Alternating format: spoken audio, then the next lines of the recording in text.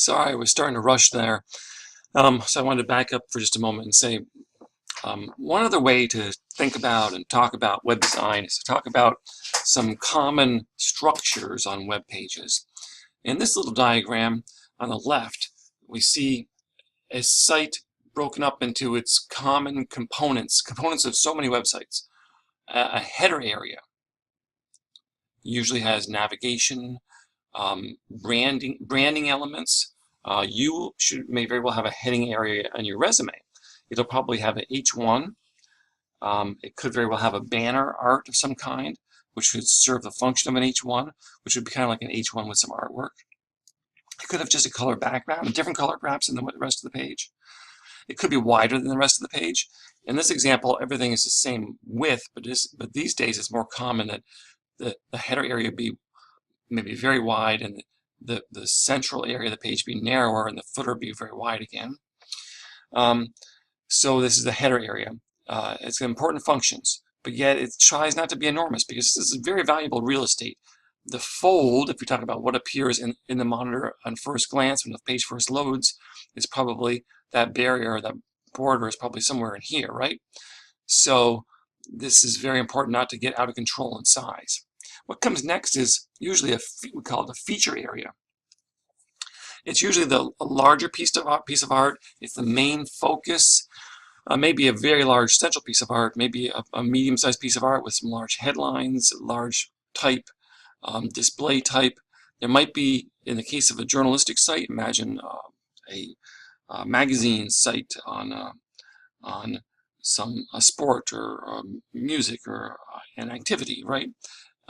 It could be the main feature on that week, that day, week, or month's main feature, and it could start a story there and then link to the story further on. Typically, these days we see quite a few what we call sliders here. You may be thinking, can I make a slider? Which is, of course, like a little slideshow of photos that just go by there automatically with text on them, perhaps, that you can click on and go to inside. That involves JavaScript. And most people don't write the JavaScript themselves. You just go get the JavaScript online and adjust it for your site. There are plenty of tutorials for doing that. JavaScript is a little beyond us in this class, but you can pretty easily learn how to do that if you wish. You should, in this class for your sites, just consider your feature area if you're going to have one. And resumes sometimes do and sometimes don't.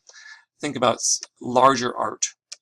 And something I didn't talk about too much in our contrast idea is there's an old-fashioned idea in print design, which I think carries through generally well to the web, although sometimes is violated, is the idea that we have dominant headline, yeah, that would be the H1, and dominant art. And that the dominant art, which is the main art, the most significant art, should be at least twice as big as the subordinate art, the secondary pieces of art. So we always want to establish a visual focus. We do that with the contrast and the sizes of the art. And we always like to make that decision for our readers and viewers that this is the main focus. This is the dominant art. So that's what we often do with that feature area. Next is, sometimes people call this the body area, which is a little confusing because there already is a body in the HTML, I know. But this is like the general body content area, main content area. Different names for it. And this is usually smaller pieces of information, still important. Maybe these are things that in the past have been up in the feature area. Maybe these are like departments, there might be, here more on news, sports, features, and so on. There might be advertisements in here. There might be advertisements up here too, for that matter. But, and then finally, we come down to the footer.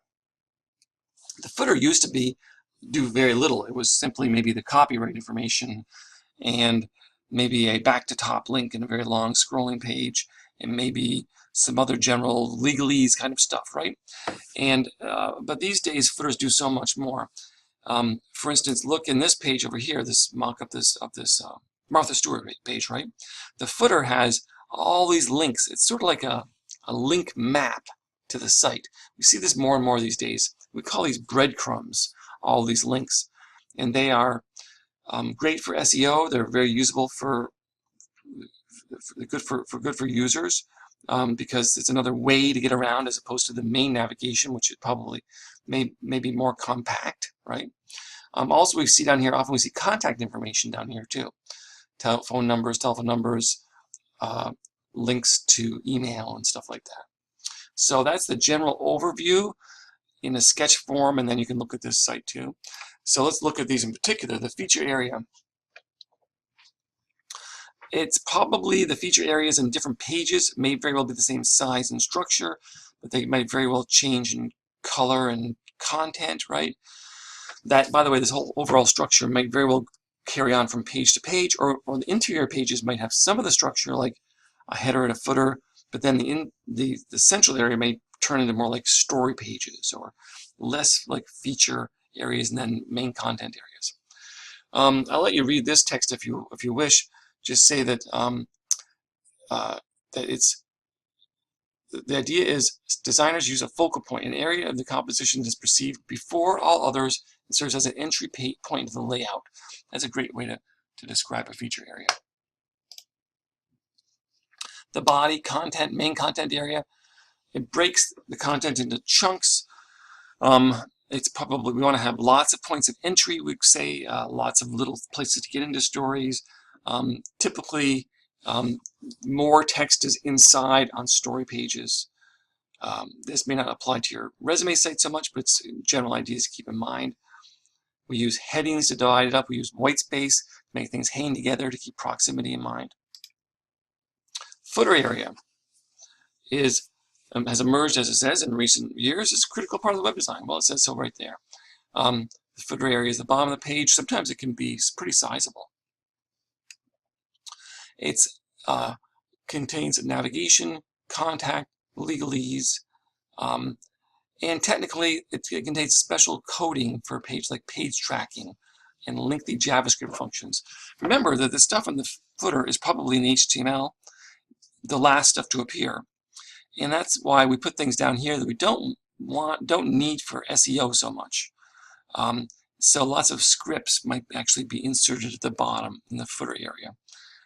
And the idea is that they don't clog up the top of the page when Google and other robots like that are going through the website, websites everywhere looking for stuff.